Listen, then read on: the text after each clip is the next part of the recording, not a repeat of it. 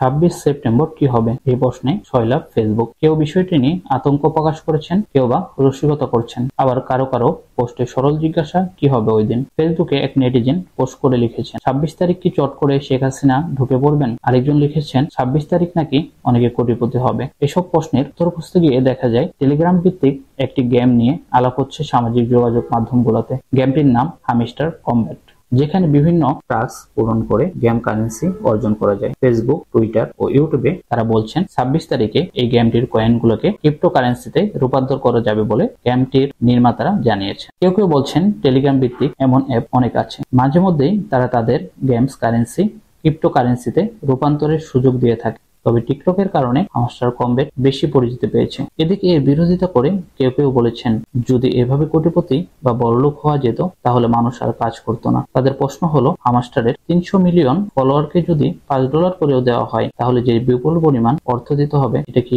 আদৌ তারা দিতে পারবে? হামস্টার কমব্যাটের খেলোয়াড়েরা 26 তারিখের বিষয়টি মোটামুটি এভাবেই দেখছেন, কিন্তু বিষয়টি যখন সামাজিক মাধ্যমে ট্রেন্ড করছে তখন অনেকেই কৌতূহল কিংবা আতঙ্কের জায়গা থেকে বিষয়টি জানার জন্য ফেসবুকে পোস্ট করেছে।